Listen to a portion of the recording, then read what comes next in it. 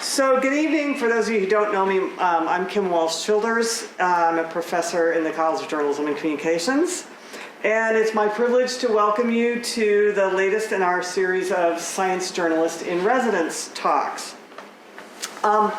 This program was developed by, in part, as part of the university's preeminence initiative to give students and faculty the opportunity, boy, I really can't read anymore, the opportunity to deepen their knowledge of science writing and journalism while interacting with some of its most exceptional practitioners. These journalists, like Francie, spend a few days at UF on the UF campus leading class discussions and participating in one-on-one talks with students, faculty, and staff, researchers from various colleges.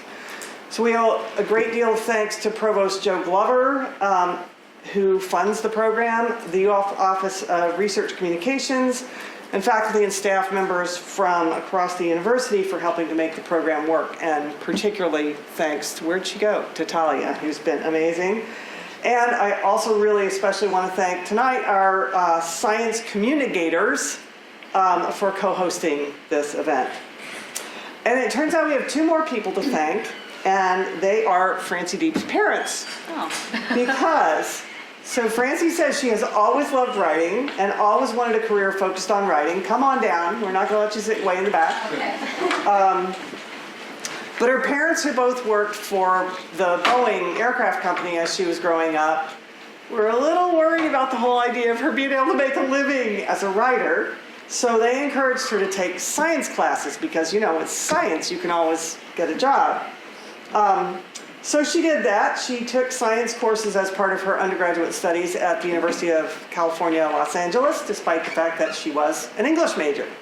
And her first job post-undergraduate was being a teaching assistant in science classes, not in English. That's where she discovered that science writing was actually a thing, that there was this thing called science writing, and one for which she was particularly well suited, given her background in science. So Francie went to New York University, completed a master's degree with a specialization in science writing, worked for Science Friday, yay, I love Science Friday, as an intern, and she's also been a staff writer for livescience.com and space.com. She's been a contributing writer for Popular Science and a freelancer whose work has appeared in The Atlantic, Scientific American, and The Scientist. From March 2015 until it closed this summer, she worked as a staff writer for Pacific Standard, writing stories about addiction, abortion, gun control, sexual violence, sexual harassment in the sciences, prescription drug prices, and numerous other totally non-controversial topics. Since beginning her work for the Chronicle of Higher Education about 6 weeks ago, she has stuck with these totally non-controversial stories, writing about such easy, mundane topics as how researchers at the University of Connecticut feel about using the millions of dollars in funding they've received from Purdue Pharmaceuticals' Sackler family, and whether African-American grant applicants to the National Institutes of Health are less likely to be funded because they tend to write proposals dealing with health disparities. So totally, non-controversial stories. And all of these stories come from a journalist who says that she still hates doing cold calls in reporting and is maybe a little bit more shy than the average reporter. So please welcome our Fall 2019 Science Journalist in Residence, Francie Diep. Hi, thanks so much for having me. It's been so fun and so great, especially to meet the students, and everyone's had really great questions, which is a really good sign for journalists, so I appreciate that. All right. So yes, like Tim mentioned, until I started at the Chronicle of Higher Ed a little more than a month ago, I covered science. Every day I went to work as a journalist, I covered science. That was like 9 years of my life. And so any outside observer would have thought that I was going to do this forever. But as Kim also mentioned, my magazine folded in August. Not too uncommon of an experience, I think, for journalists nowadays. The whole staff lost our jobs. I think the news went up on Twitter probably 45 minutes after we learned about it in a conference room. So I freelanced for a little while. I applied for jobs. I landed this job at the Chronicle, which I'm super excited about. I'm basically the follow the money reporter for the Chronicle, which means I cover funding at universities and how that sort of like affects faculty and students. And it's just I'm really excited about it. Like it's a cool thing. So I landed the job about a month after losing my job at Pacific Standard. I started the Chronicle. Well, the day after I tweeted that I was starting at the Chronicle, I got an email from the FDA's press office. They were responding to a request that I had made 2 months ago, and I have a little timeline here. Yes. And the FDA reply was dated September 11th, 10:23 p.m. And it said, although we know that PS Magazine is no more, and see that you'll be moving on to cover different topics for the Chronicle, wanted to make sure we closed out your previous inquiries to the agency on this topic, should you need it for any future report. So just to lay it out, the job of the FDA's press office is to answer my questions, answer journalists' questions. I had sort of pretty basic questions about sort of FAQ web pages they had up about a drug. I'll talk a little bit more about that later. These are pages that have been up forever. I would assume that somebody at the agency knows about them, and it's not like they had to like track down a whole new policy or new information or anything, and yet it took them 2 months to answer me. They didn't answer me until my magazine died, and it was abundantly clear that I was not going to cover the FDA anymore. The Chronicle covers colleges and universities, it doesn't cover the agencies. So, yeah, I just couldn't, it was so weird. I couldn't figure out why this person had done this. It was this weird kind of small but polite, but also not polite FU. I was just imagining someone at the FDA, you sitting at home on a Wednesday night at 10:30, sending me this email just to kind of make me feel a little bit bad. It was very weird. Last time anyone did that to me, I was 13, so. So that was my most interesting experience with covering the science agencies in the Trump era. I do not have the worst story. I've got some examples from other publications. In 2017, the Associated Press reported that Hurricane Harvey had flooded some super polluted toxic waste sites, and that nobody from the Environmental Protection Agency had visited them yet. I have a little picture from their reporting. The EPA put out a whole press release just to call the AP story misleading and yellow journalism. Later, they had to admit that actually the reporting was true. Another example, just a moment. Right. The New York Times did a cover story about a sort of chemical industry scientist that had been hired onto a pretty high up place within the Environmental Protection Agency. The Times sort of, this is the press release from EPA saying that the AP is doing yellow journalism. And then, this is the New York Times cover story. So when the Times sent a list of questions to the EPA, a spokeswoman said, no matter how much information we give you, you would never write a fair piece. The only thing inappropriate and biased is your continued fixation on writing elitist clickbait, trying to attack quality professionals committed to serving our country.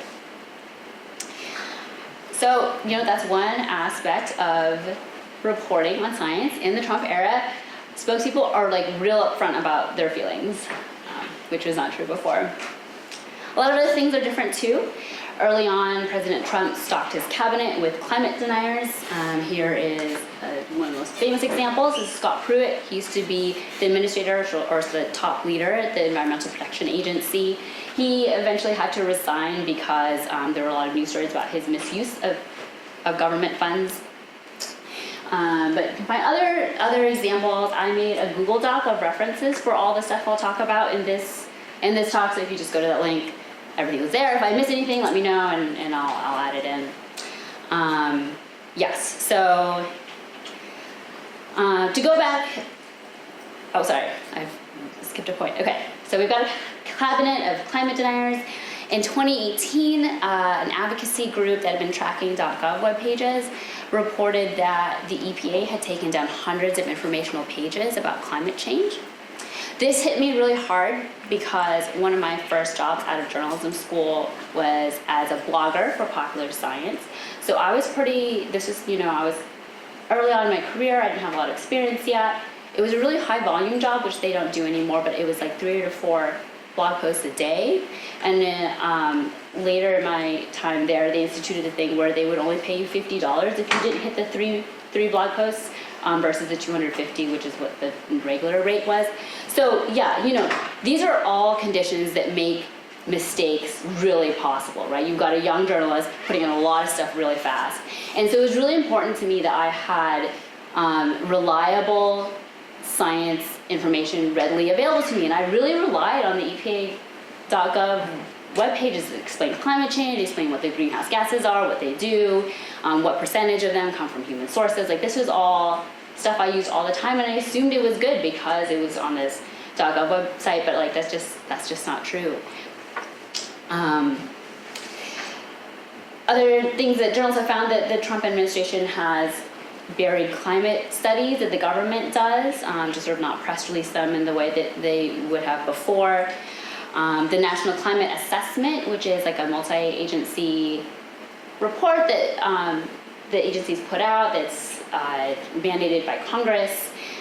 The Trump administration officials call that report extreme, when in reality, what it does is the same thing that a lot of big climate reports do, which is present like an array of possible features, from very optimistic to pessimistic.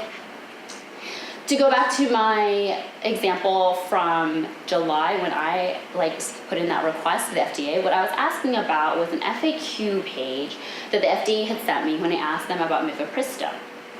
Mifepristone is one of 2 drugs you take for a medication abortion. So abortions done sort of like 10 weeks into pregnancy or less. And the FAQ page, I noticed, said that 24 deaths were associated with mifepristone. There's a link, I clicked on it, I looked into it a little more. Turns out the FDA does not establish cause when it comes to these kinds of deaths. This is data that the FDA collects on all drugs, so it's not special to mifepristone, but basically anytime the drug company or a doctor sort of reports to the FDA that I had a patient who took this drug and then they died, the FDA collects this information. In the case of mifepristone, some of the deaths seem like pretty clear. I mean, some of them could have been related to the pill. Some of them were pretty clearly not. There was one overdose of methadone, which is an opioid. There were 2 homicides. So someone took a pill, was murdered, and then ended up in this FDA database. And so, again, it's normal for the FDA to collect this data, but they have never put it on a public-facing FAQ before. And until this administration, which is avowedly pro-life, and I think it doesn't matter what your views are on the morality of abortion, which I think doesn't necessarily have anything to do with science, really. But I just don't think it's right for an agency to misrepresent the risks of a prescription drug, like something that they approved for use in the United States. So what do all these examples mean for science journalists? It means the government is not a reliable source of science information. That is actually, it kind of feels intuitive, but it's also kind of weird because the American government is a huge funder of science. The National Institutes of Health is probably one of the largest science funders in the world. The government also funds satellites and expeditions to the North and South Pole that collect data that scientists across the world use to track and model climate change into the future. I got a picture of some government-funded scientists doing some climate work. Nevertheless, even though the government money is such a big supporter of science, you always need to check government science web pages, statements, and reports with outside sources. This has always been true, but the Trump administration made this very clear. So I want to talk about a little bit more. What is this situation really different than from in the past? Is what's happening in the Trump administration really different from working under other administrations reporting on science?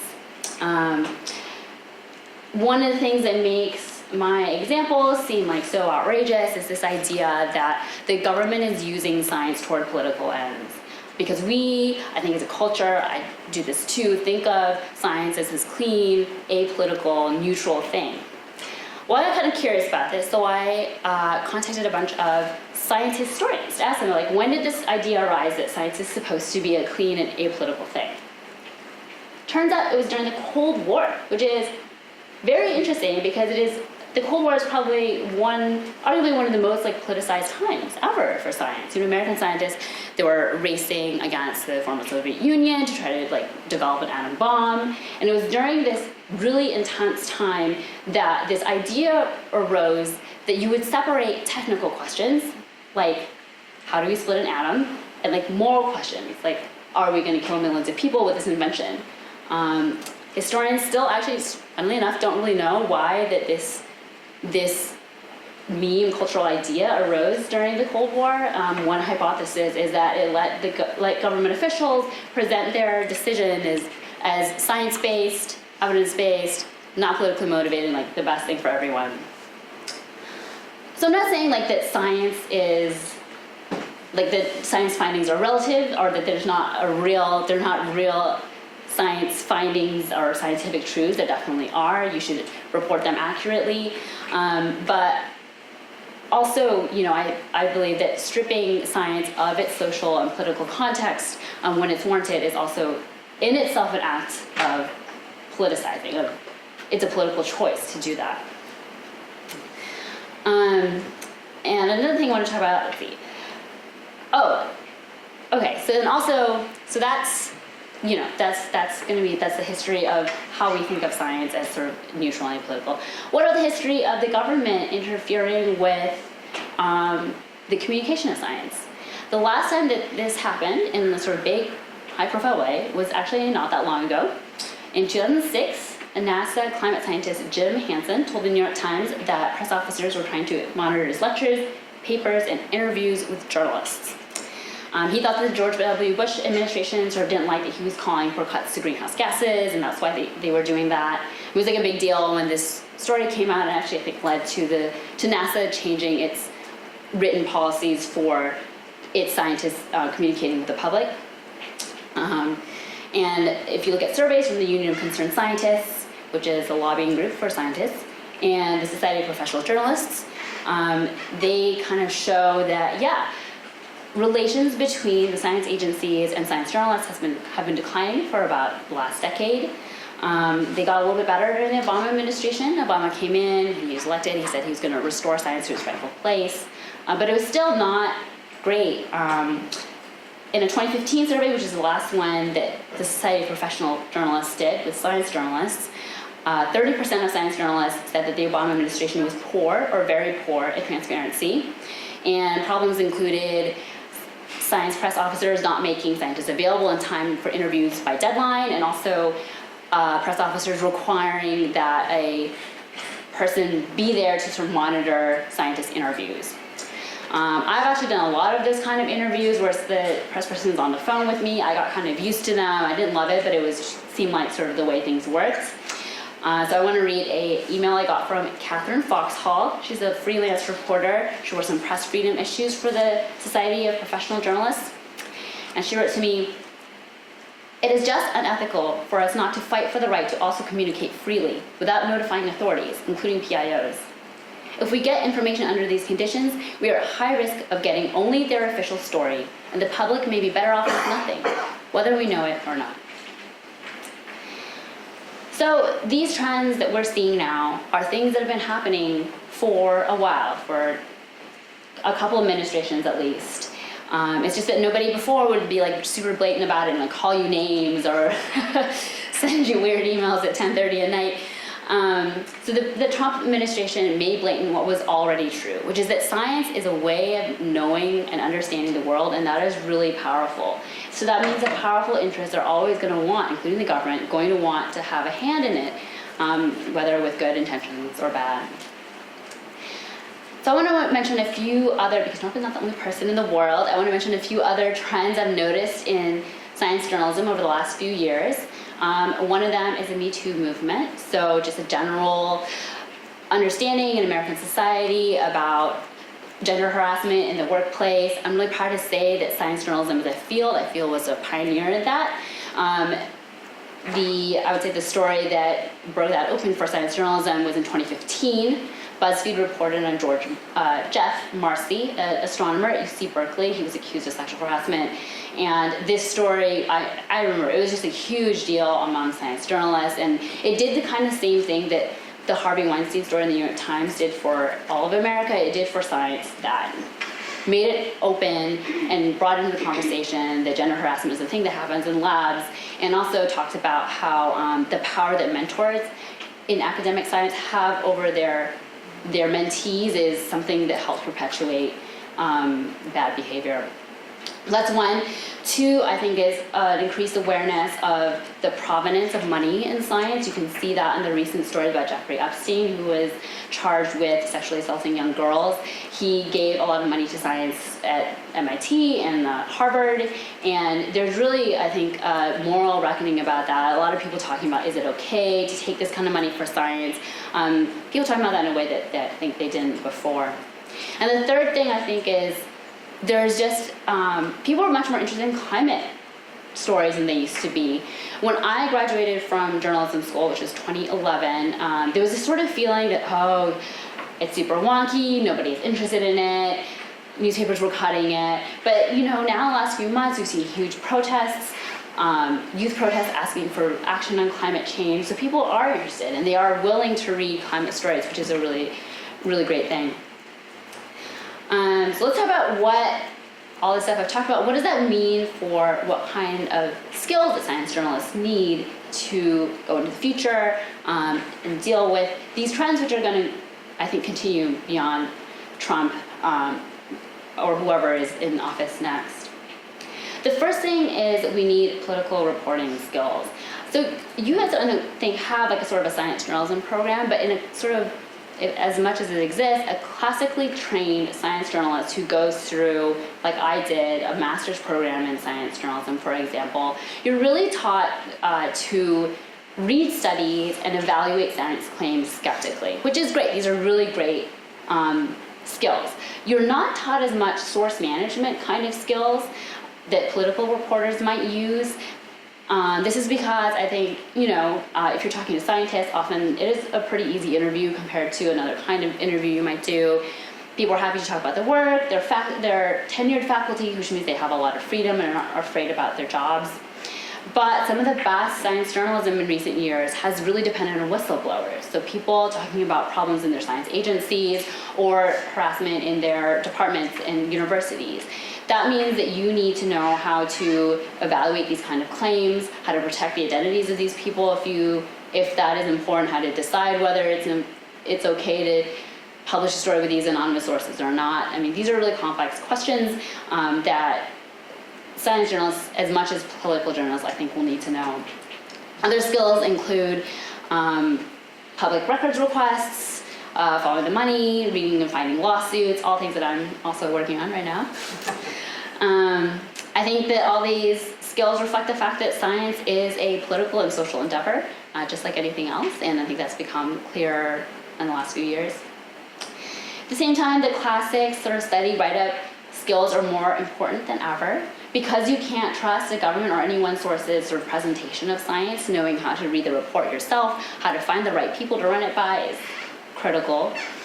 In addition, I think that if you cover people's research well, do these easy stories, comparatively easy stories, in an accurate and fair way, people, I think that builds trust with sources. And maybe later they'll come to you when they see something totally outside their research, but they see wrongdoing around them, maybe they'll come to you with that information.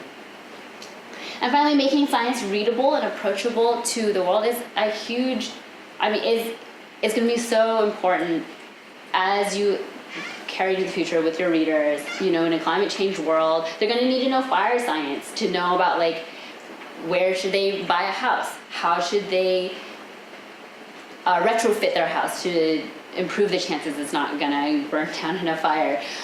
People need vaccine science to make good decisions for their health and their family. yeah, and the interest in climate change news has shown that people are willing to read science stories and get into the science if they understand that it's something that affects them in their everyday lives, which the science does. So yeah, it's a really exciting time, I think, for us to keep sharpening our skills and serving our readers into the future. All right. Thank you very much. Yeah. We have time for some questions, so I hope some of you are here with questions about whatever. Yeah, whatever. What's up? Earlier you mentioned that the article was accused of yellow journalism. Mm-hmm. What is that? I actually do not know the provenance of that phrase, but it's like from, I don't know, some earlier time in this It's century. from like the turn of the century, not this 20th one, but century. the last one. So And it's like sort of sensationalist, really focused on like, ooh, this exciting murder kind of journalism.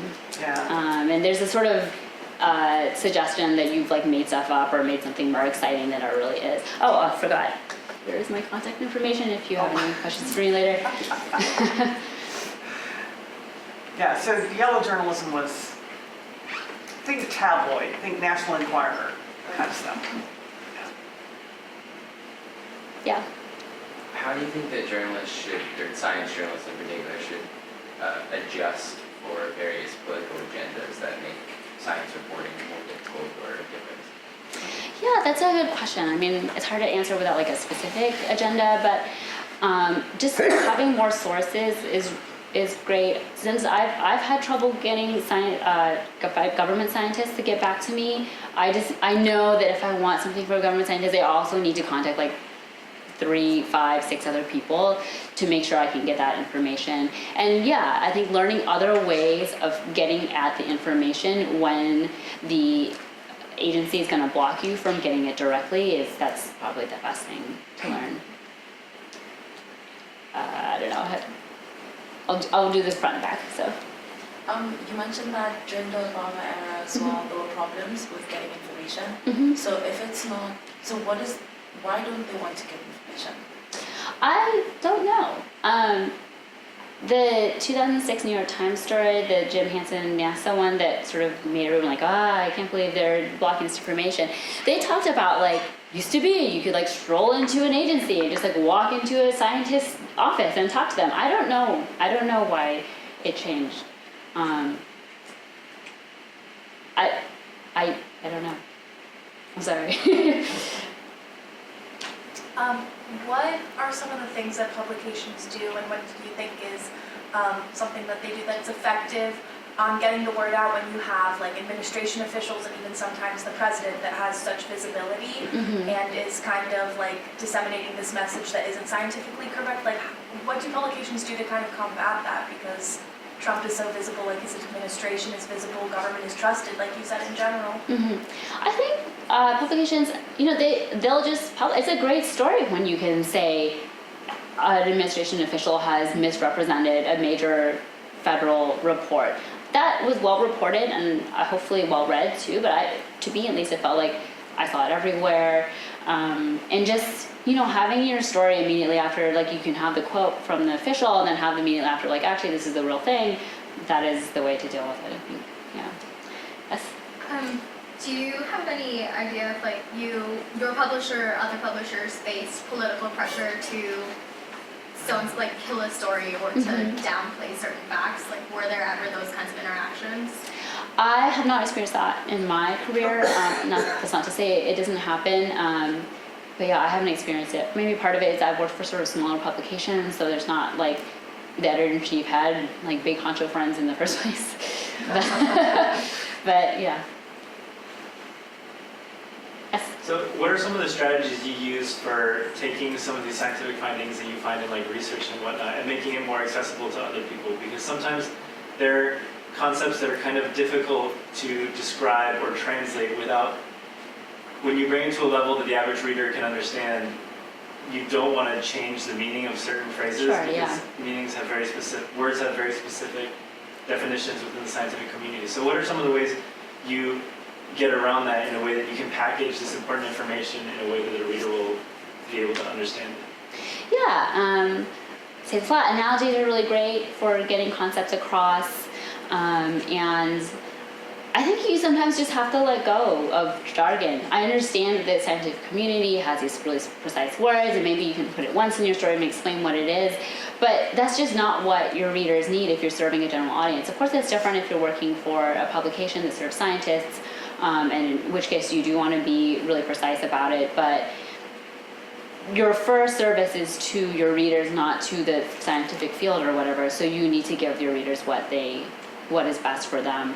And yeah, analogies are a good way to do it, and I just keep asking questions. If I don't understand a thing, I'll just keep asking. You can't be afraid of sounding stupid. That's fine. You know, they can think I'm stupid. I know I'm not, so it's fine.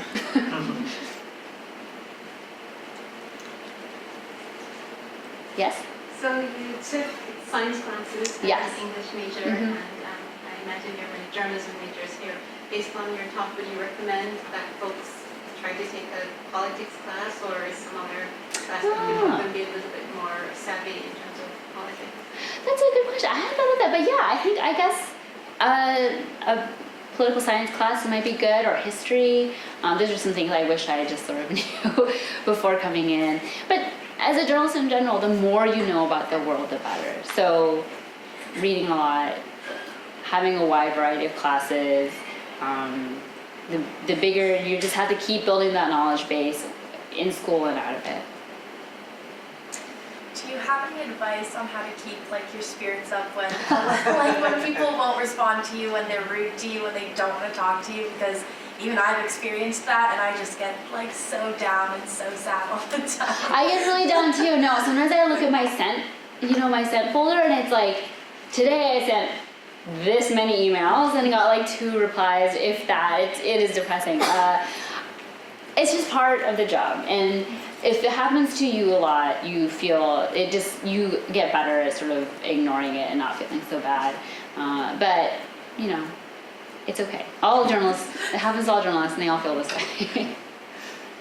So, Yep. so you actually wrote a lot about, it seems like from the stuff, particularly the stuff that you did for the Standard, you actually wrote a lot about science and health policy. And I'm curious about whether you had sort of absorbed all the policy knowledge just in the process of learning the science, or did you have to, you sort of knew the science and you knew how to write, and then did the policy learning, was that something that you kind of had to set out to do, or? I learned it on the job. I think as a lot of journalists do. When you learn a new beat, you just have to figure it out. I guess I read a lot of things, a lot of documents. You can call people, and have on the background conversations. Just be like, hey, I'm new to policy, and this is a question I have. People are often very sympathetic and willing to explain. But yeah, so I didn't have a policy background before I started doing that. I had a question about just science journalism as a trend. You mentioned that a lot of these smaller publications are folding. So is there less volume now of just science journalism coming out? That was a good question. I do not have data. It does seem that way though, because there are several sort of smaller science publications that have folded. I'm not remembering what it's called. It looked like it printed this beautiful thing and it was like yellow. Anyway, the magazine was yellow. It seems that way, but I am not sure. Yes. No, yeah. I was curious, so you said that you did, well, at least in your introduction, that you started off not knowing that science journalism was a thing, and then now that you're in the field, that you've experienced the field, do you feel like you have found a lot more meaning in your work personally? Like how do you feel personally doing something that you know you love and that you're passionate about, but knowing that you're constantly getting rejected, you're constantly not getting people responding to you, and it's hard since, at least in science in general, they don't respond to you quick. Yes, that is also true. At least DC people, like politicians, understand who journalists are and what deadlines are. It feels great. I'm so happy I get to do this job. It's a huge privilege. There's so many challenges. There are way more challenges than there need to be. Why it's not well funded. That's terrible. But it's still worth it to me to do this. And one of my strategies for maintaining a career in journalism is just like hanging on. I figure if I can hang on longer than other people, I will make it. Yeah. So when you're reaching out to sources, like phone or email, do you have any tips for like how to get a response, like any keywords you mentioned? Yeah, this is a really good question. I always try to, the way I think of it before I call someone is I'm going in, I try to like think of going in with an open heart, believing that they have good intentions, that they hold their beliefs sincerely, and I just want to understand them. I think different people have different strategies. I think I am innately kind of a people pleaser, so it works for me and it works for my personality to play nice.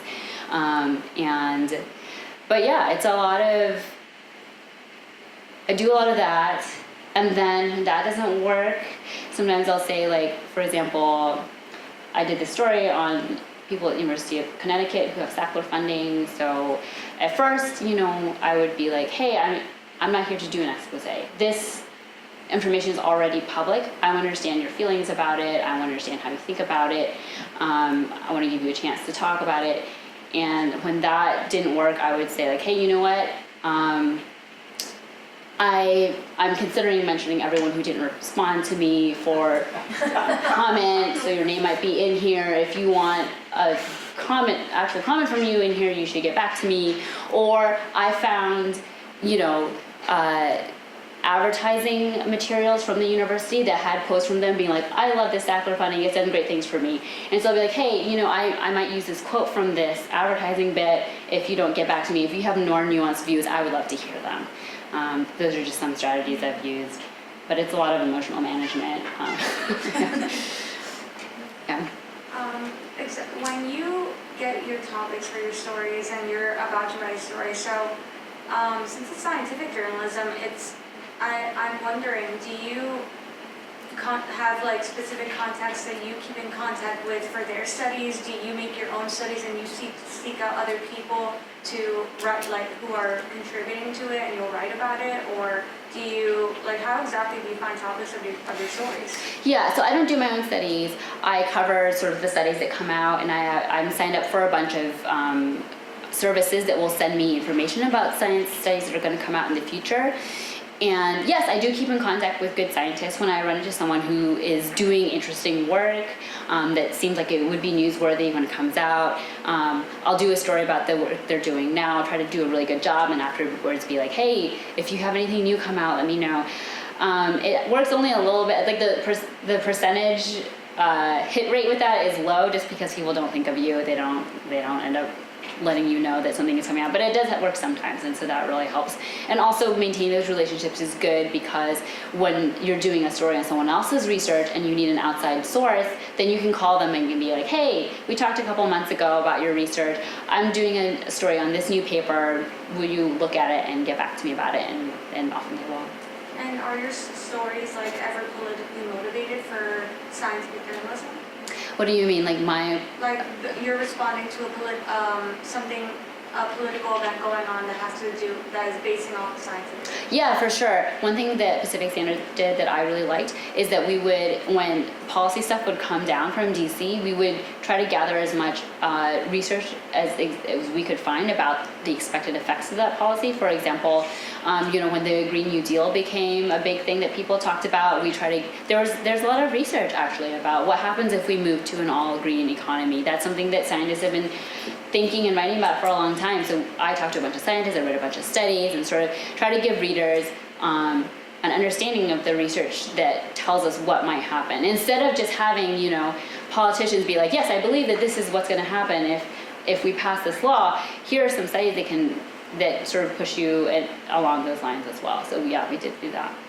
Why is that so unusual? I don't know. Because that seems like an obvious thing. You think the voters would want to know too? I don't know why it's unusual. It doesn't seem like that's very common for journalists to take that approach of saying, not just here's what Senator so-and-so says is going to happen, but like, what is the evidence that this is actually going to happen? I think it does take sort of a specialized journalist to know. You have to have been in science for a little while to know when you look at a policy that there's probably research there. it's never going to be, the research is usually not going to like answer that policy question exactly. You might not have like the keywords you want to search to find that research is maybe not exactly what's in the policy either. So you just have to have a lot of, this is what I talk about, like you need a big base of knowledge. As much as you can know as possible is better. Because if you have that knowledge of like social science, for example, then you will know faster when you see a law, oh, there's research about this. Otherwise, if you don't know, like you wouldn't even think to go look for it. But, yes? You mentioned the Me Too movement, and I was just wondering, what are the demographics in science journalism? Because like science and STEM is mostly male, so I was just curious. Yeah, that's a really good question. Speaking to science being mostly male, a lot of sort of the younger generation of scientists is, in biology, for example, it's actually more than 50% women now who go into it, so that's changing. In science journalism, I probably is true in all newsrooms. Often what happens is the older editors, people who've been there for a long time, are men, and a lot of the younger people are women. So a lot of the science journalism master's classes now are overwhelmingly majority women. I don't know why that is, but it's a thing that's happening. So I think just over time, as these newer female journalists just get more time and experience under the belt, then we'll see a change in the newsroom demographics. That's not to say that newsrooms should not try to like consciously and specifically make sure their newsrooms reflect the readers and the people who do science, but yeah, there's a younger generation that's a little bit different than the older one. Yeah. Speaking from your freelance period experience, do you have any tips for maintaining and making relationships with editors? Oh, this is a good, I hadn't thought about this. A lot of the relationships I had with editors were ones I developed while I was an intern. So being a good intern in several different places helped me a lot. Yeah, and going to conferences, so the National Association of Science Writers, I'm a part of that group. And so just being at those conferences, you meet a lot of editors as well. And yeah, and making sure that when you do work with an editor, you're professional, you respond to edits quickly and in a friendly manner, and turn things in on time and at word counts will help build your reputation as well. Yes? Political writing and like policy can be very long and confusing. Yeah, So science too. How do you like read it and then be able to write about it? Like not quickly, but read it in a way that like make sure that you understand it properly. I use snacks to like incentivize me to stay focused. I really do. I try not to be distracted. It sucks. It's hard to read like a big policy thing all at once, but it's better if you do it all at once and don't look at other things at the same time. So I do that, and then I call outside sources to be like, hey, what should I be paying attention to that helps you focus on what to focus on this huge wordy thing. I guess those are the two things. Yeah. As a science journalist, what are some things you were measured on? Like what was success and like essentially let you keep your job? Sure. Yeah. I mean, a lot of places want clicks. So, how often my stories were read or shared was a major metric in all places. I don't think it's the best one to measure quality or effect or like it being good for readers, but that is a reality in a lot of newsrooms. What else? Like accuracy. If that nobody in the field was like, this is a terrible like characterization of this field, or like this is incorrect. That was a big thing too. I really personally care about effect, about impact on readers. So, for example, I did a story once where in Vancouver, BC, some advocacy groups were giving out these like test strips to test people's drugs for the presence of fentanyl, which is a really powerful opioid that can cause overdose if people are not careful in how they use it. And so I reported on, and the people who had been giving out these strips, and also the strips manufacturer, I think, were sort of keeping tabs on how effective these strips were at testing drugs. That they had to do that because the strips were made to test urine. They weren't made to test like drugs before you use them. So it was like this weird test case that they are use that they'd never done before.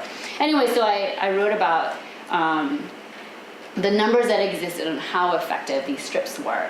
And later, I got an email from a Johns Hopkins researcher who was like, hey, we were looking for numbers on this and we couldn't find them anywhere. It wasn't in the research literature and we used your story. So that was, for me, really gratifying to know that somebody was actually getting useful information out of my stories. That's the best thing. Oh, one more thing, also I like it, and publications often like it if your stories are cited in like congressional reports or policy proposals. So that shows that somebody who can make change in the world found the information you uncovered useful. Yeah. I have like 3 questions. Well, first I wanted to ask which snacks you eat. Okay, so this is very weird. One of my friends was like, "Are you sure you don't have ADHD?" It has to be small, like small pieces, like Raisinets or like wasabi peas. I don't know what it is. It's things in small, round packages really help me concentrate. I don't know.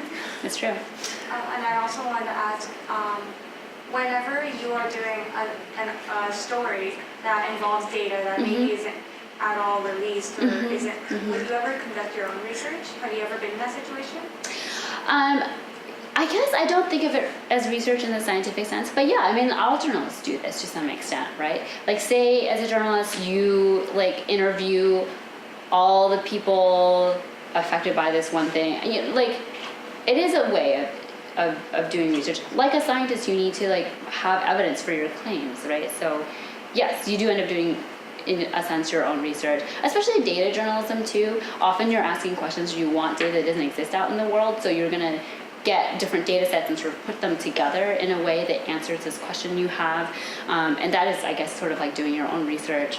And yeah, you can do a lot of like sort of, if you do enough interviews, it's kind of like surveying the way they do in social science, right? And so, yeah, but it's different, I feel like, than scientific research.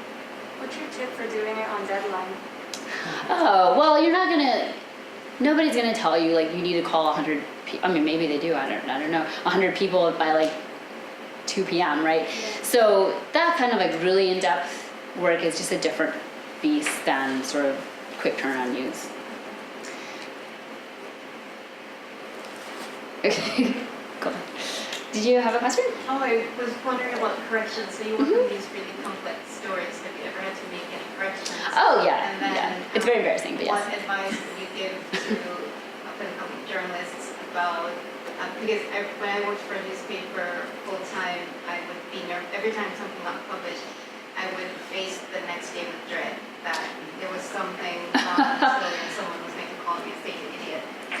So what advice do you give to people about sort of conquering that fear or trying to reduce the corrections I've had in the Vancouver numbers one, I did actually get one number wrong. It was a number I was told to me over a phone by the manufacturer. I didn't have like on paper, so I got it wrong. We had to issue a correction. I've like one time said someone was from like, I don't know, UC Davis when they were from UC San Francisco. So corrections definitely happen. You should feel bad about them, but you also should not be afraid to let your editor know as soon as you realize that this has happened. That's just a better practice. And as for avoiding it, there's actually a really great checklist. I'll have to find it. My copy editor at the Chronicle actually gave it to me. And it's just a checklist of like questions to ask about your story before publication. And I don't know, someone like implemented this in a newsroom and found like their rate of corrections went down 15% or something. So yeah, if you could make your own checklist too, of just things you want to just think about before publishing. So like, did I check the spellings of names and the institutions and places? Are those all correct? Did I contact all the people I should have contacted? Is there a stakeholder that I'm missing here? What are my personal views about this, and has that colored this story? Those are kind of questions that you can just do a quick look over your story for.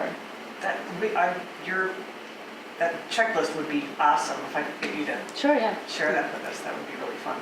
to have. Yeah, it's on a piece of paper at my desk at the Chronicle, so I have to wait till Monday. Okay, great. Other questions? You Yeah. can ask great questions. Good. Yeah, I'm impressed. In terms of the science stories, when you're doing a piece on a researcher, Mhm. or at least using researcher's information, to what extent do you fact check the story with the researcher? Mhm. And at what points, like, is it only after the story's done, or is it before you finish writing the story? It depends on the story. So if I'm doing sort of a quick turnaround news story, at the end of every interview, I ask, is there anything about your work that is often misunderstood or anything I should be careful about? That's really helpful. They'll bring up stuff. If there's anything I even feel, I trust my gut. If I even feel like 1% uncertain about, I'll call the researcher back again. Hey, I want to make sure I understood this correctly. I also often during interviews will say, okay, I'm going to say to you what I understand up to this point, and you can tell me if I'm wrong. I do that over and over again. So there's the things that help me fact check. I know sometimes science publications do a little more like sharing of the story with sources than other kinds of publications would, because they're dealing with these complex scientific concepts. I find that really uncomfortable, so I never do it.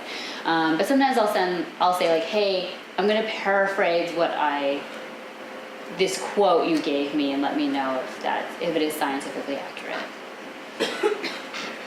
So have you ever been in a situation in which somebody called and said, no, that's not what I said, that's, taken out of context or whatever, and you're like, no, that's exactly what you said, you just didn't like the way it looked when it came out in print? Yeah, that has happened. Funnily, I think with academics especially, they'll want to add more words and qualifications.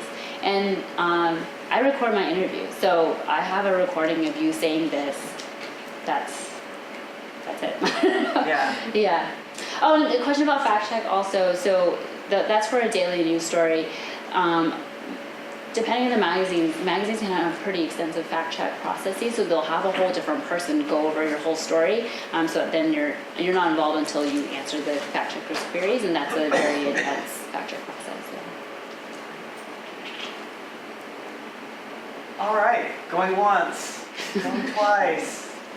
Last chance to ask one question. All right, Thanks this so was much. awesome. You guys were awesome. Yes. Give yourselves a hand too. So, thank you